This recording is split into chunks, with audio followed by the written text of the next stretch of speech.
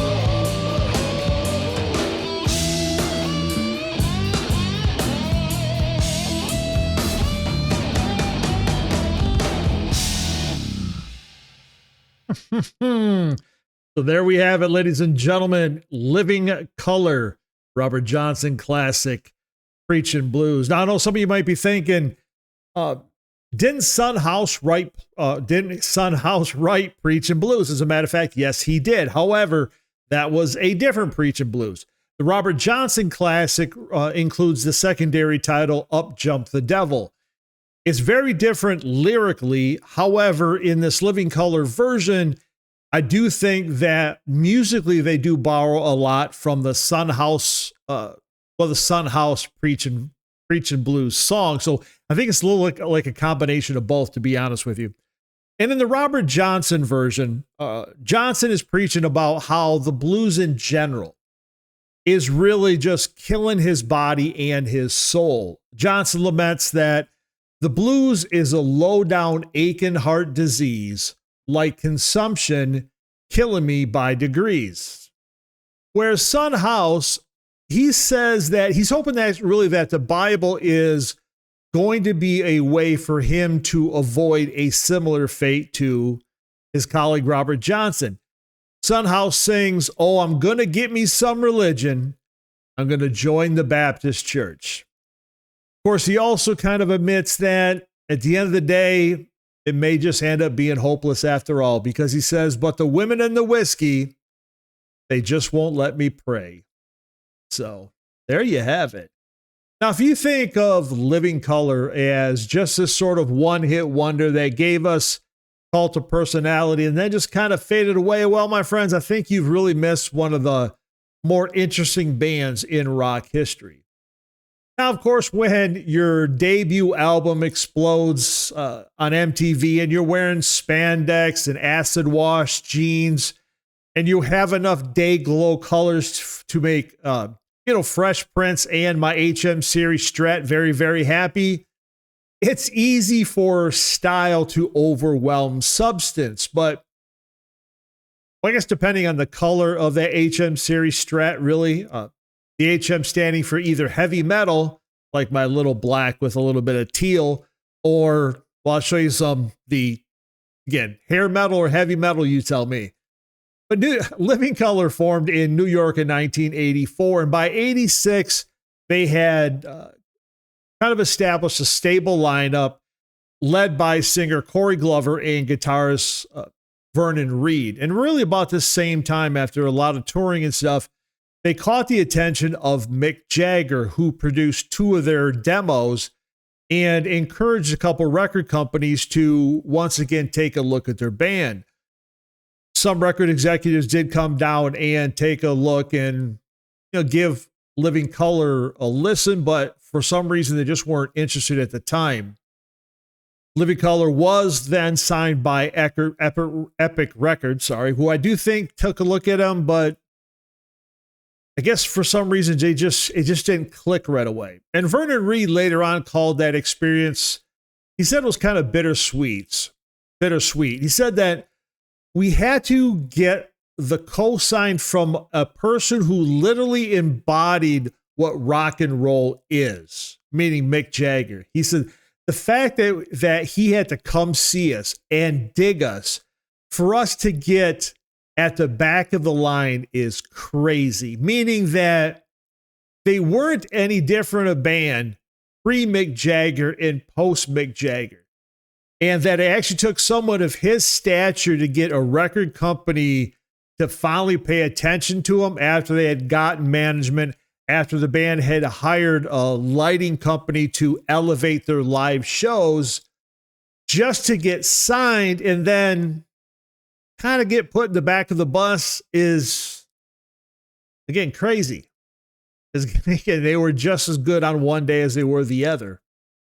And in May 1988, their debut LP, Vivid, was released, and that included the hit song, of course, Cult of Personality. And later on that year, the video for Cult of Personality started playing on MTV, and that's when things just really exploded for the band. And at the time, Living Color really had everything. If you remember, they had everything an 80s metal band needed. They had the look, they had the energy, the powerful vocals, 1,000-mile-per-hour guitar player. But Living Color was not Motley Crue. Their music combined rock and funk and jazz and hip hop and soul, really just whatever turned them on. More importantly, lyrically, they were not Motley Crue. Sorry, Crue, I don't really mean to diss you on this whole thing. Their songs dealt with, again, not just this typical rock and roll crap, but their songs dealt with identity and culture, politics and personal experience, social commentary, and not just in simple, like sophomoric ways. There was always a depth to what they did. Take a look at Cult of Personality for a moment. At first listen, right? This song just simply kicks you in the teeth. That's all it does. It's Vernon Reid and Corey Glover just matching each other, power with power. But then once you dig into it, you see that there's a whole lot more to this song. And in 2018, Vernon Reid said about the song, which actually came together in like one afternoon of practice. He said the song is really about examining what the good and bad has in common. He says, like, what unites Gandhi and Mussolini, for instance. And that's, of course, the charisma of those leaders. And I think what really makes it, again, a cool song and the lyrical content interesting is that as a group, I guess Vernon Reid and Corey Glover, they're not just asking questions of the political elite, they're focusing the attention on the followers as well. So remember, it starts off it says, neon lights, Nobel Prize. When a mirror speaks, the reflection lies. You won't have to follow me, only you can set me free. So right there at the very beginning, they're saying that, there you go. So it's like, it's kind of like I was thinking about, it's kind of like the Heart of Walmart episode on South Park, where the cult of personality, they're saying, is not created by that individual. It's really created by the followers. Okay. They're saying, so you're looking into that mirror of, I guess, maybe what you want to see, but it's not a real image of really what's there. Interesting, right? And then they also go on and says, I sell the things you need to be. I'm the smiling face on your TV. I exploit you. You still love me. I tell you, 1 and 1 makes 3. And as English writer, historian, and politician John Dalberg Acton said in 1887, power tends to corrupt, and absolute power corrupts absolutely. That's exactly what this means. And then finally, neon lights, Nobel Prize. When a leader speaks, that leader dies. Again, you don't have to follow me. Only you can set me free. Meaning that if a leader does emerge and if that leader manages not to be corrupted by the power that he is placed into, that he may actually eventually pay that ultimate price at the hands of the very people who actually put him in power. Yeah, that's cool stuff, right? That is not 80s hair metal, no matter what color Vernon Reid's cool guitars were. And I do wish I could have found a really good, high quality live performance for you, because In Living Color is they're a great live act. The version of Preachin Blues does come off their LP Shade. I think you saw that in the video there, which is their first studio album in 8 years. I think that actually came out in 2017. I think they're scheduled to have a new album come out this year, maybe, something like that. Anyway. And I do love that they actually chose to cover Preachin Blues, because as Vernon Reid has talked about, he says the blues connects everything. He says, and when you hear someone play the blues, you're really listening to their lives. They're telling their life story through the music of the blues.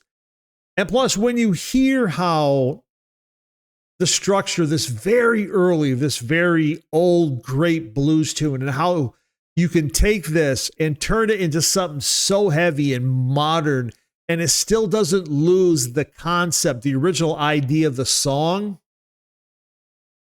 Yeah, cool shit, right?